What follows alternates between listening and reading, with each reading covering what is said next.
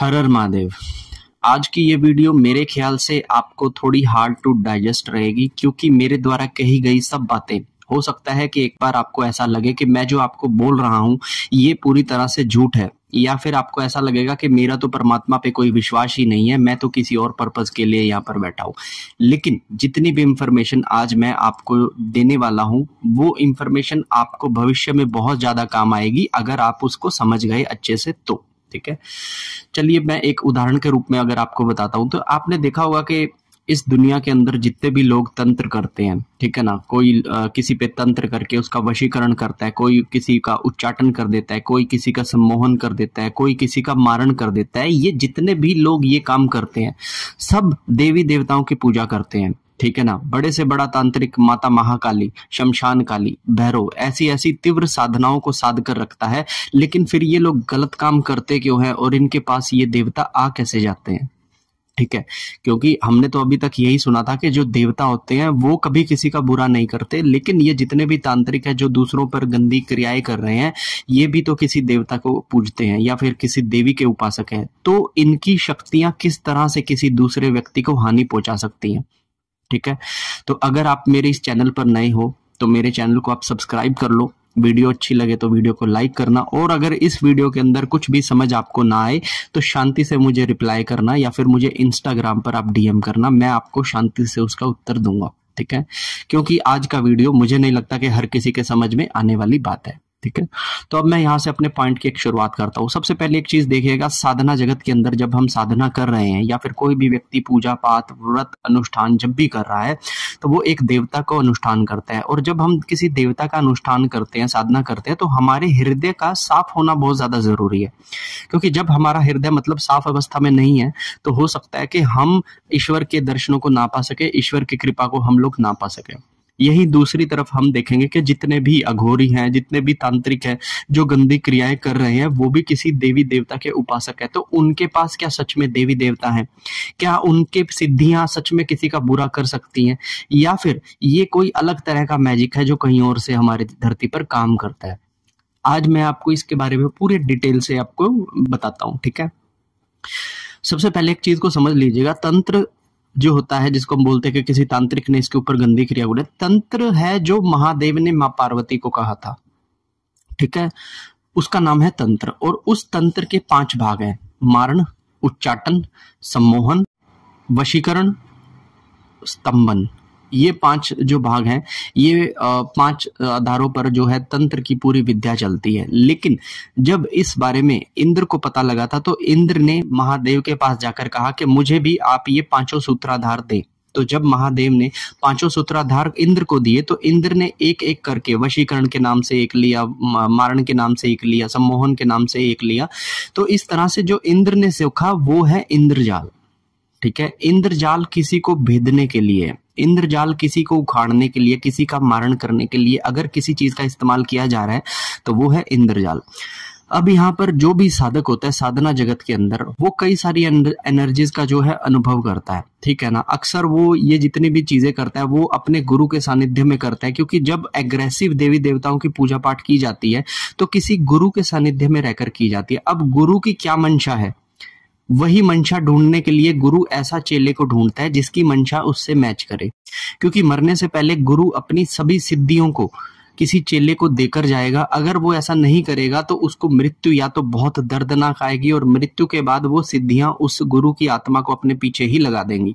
तो जो काम सिद्धियां कर रही थी अब से गुरु भी वही काम करेगा, उसका चक्र बुरी तरीके से फंस जाएगा सिर्फ इस एक सिद्धि के पीछे। ठीक है, लेकिन अगर गुरु ने अपने चेले बना लिए तो अपने मृत्यु से पहले वो अपनी सभी सिद्धियों को अपने चेले के ऊपर सौंप कर चला जाएगा और वो अपनी गति को आगे चला जाएगा। अच्छे कर्म तो अच्छी जगह, बुरे कर्म तो बुरी जगह। ठीक है, अब यहाँ पर मान लीजिए जब किसी व्यक्ति के पास कहते हैं ना कि ताकत आती है तो उसको घमंड हो जाता है, और उसके अंदर पैसे कमाने की कई बार ऐसी ललक पैदा होती है या फिर काम भावना की ऐसी ललक पैदा होती है, क्योंकि जब भी आपके पास शक्ति आएगी तो शक्तियां आपसे निकलने की कोशिश करेगी।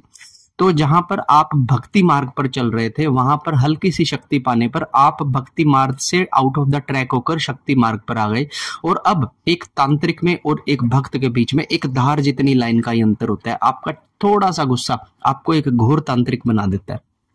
ठीक है। अब यहाँ पर क्या हुआ कि आपने देवी देवताओं को साधना शुरू कर लिया और कुछ टाइम के बाद आपको ऐसी नौबत आई कि किसी के ऊपर आपको गुस्सा आ गया। गुस्सा आने के बाद उस तांत्रिक ने क्या किया कि आपके ऊपर एक गंदी क्रिया कर दी। गंदी क्रिया इन द सेंस कि किसी प्रेत, जिन, जिन्नात, चुड़ैल को आपके ऊपर छोड़ दिया, या फिर आपकी ही किसी चीज को लेकर कोई तंत्र, मंत्र, यंत्र या फिर गणंत्र जैसी कोई ऐसी क्रिया कर दी जिससे कि आप जीवन में बहुत ज्यादा दुख पाने लगे। ठीक है। अब जब आप ऐसा काम कर देते हो तो एक चीज आपके साथ कंफर्म्ड होती है, वो होती है कि आपको जो देवीय तत्व है, माता काली का, माता भैरव का या फिर किसी भी महाविद्या का जो देवीय तत्व है, वो तत्व आपको उसी समय छोड़कर चला जाता है। और उसके बाद अगर कोई चीज रह जाती है तो वो होती है केवल सिद्धियां, वो होती है केवल शक्तियां। अब जहां पर भक्ति नहीं है, जहां पर भगवान नहीं है, वहां पर केवल शक्तियां और उनका घमंड विराजमान हो जाता है।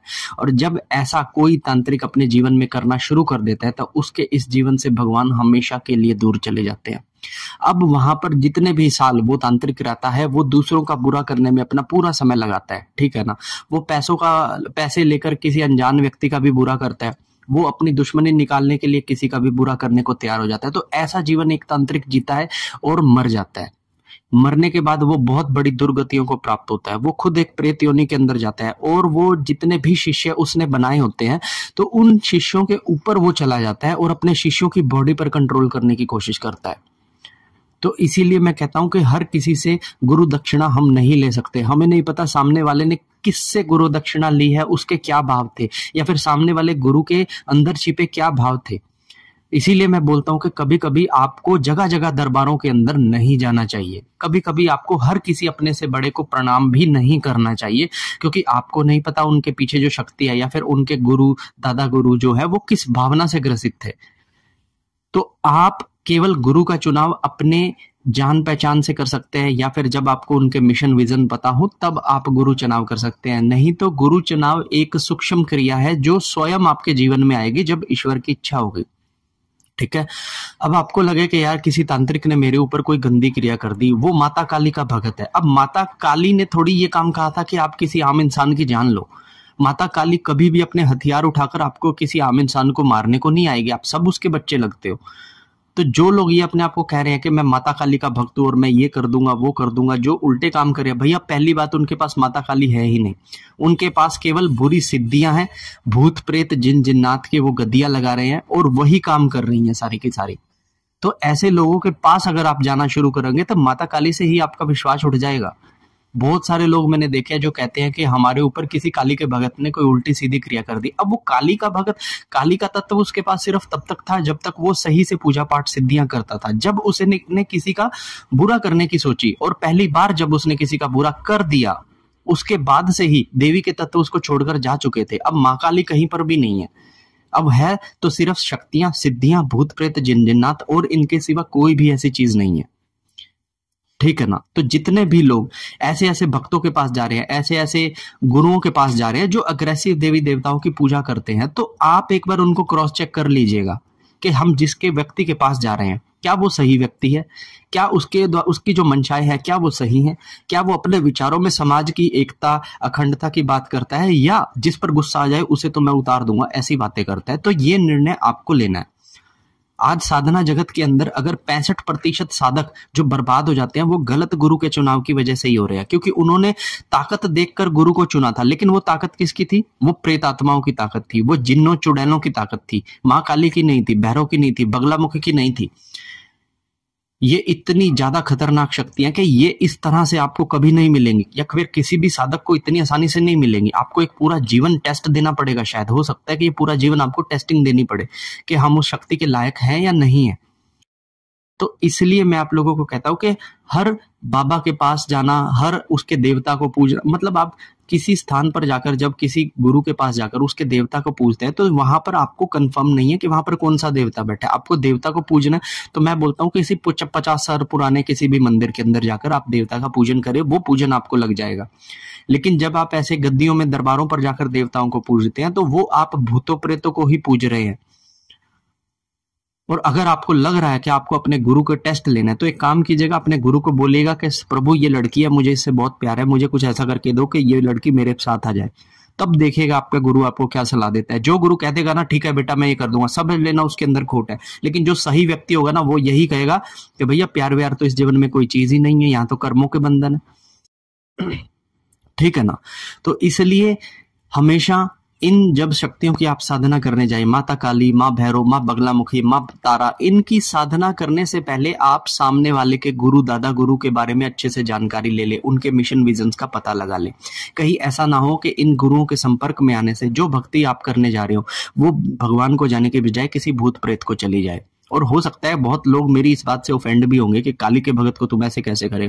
भैया काली का तत्व तो उसी दिन चला गया था जिस दिन उसने किसी का बुरा किया था। अब वहां पर कोई काली नहीं है, अब वहां पर तो भैया दूसरी ही शक्तियां बैठी है जो किसी का बुरा ही कर सकती है, भला नहीं कर पाएंगी। ये भी मैं गारंटी देता हूं, ऐसी शक्तियां किसी का भला नहीं कर सकती। ठीक है ना। तो ये वीडियो आपको कैसी लगी इंफॉर्मेशन, या फिर अगर आपका कोई सवाल है तो मुझे शांति से पहले डीएम कर देना इंस्टाग्राम पर, या फिर कमेंट कर देना, मैं खुद आपको डीएम कर लूंगा। ठीक है। ये जानकारी आप दूसरे साधकों के साथ भी जरूर शेयर कीजिएगा, क्योंकि साधक गुरुओं की तलाश में कहीं कहीं घूमते रहते हैं। तो कहीं ऐसे गलत गुरु अगर उसको मिल गए तो उसके पूरे जीवन में साधना का अर्थ शून्य हो जाएगा। ठीक है। तो वीडियो कैसी लगी, वीडियो को लाइक कीजिएगा, चैनल को सब्सक्राइब कीजिएगा और अपने साधक मित्रों के साथ जरूर शेयर कीजिएगा, क्योंकि यह ज्ञान को बांटना भी एक तरह का पुण्य का काम है। तो अगर आप ये वीडियो किसी के साथ बैठते हैं तो आप भी उसके पुण्य के भागीदार बनेंगे।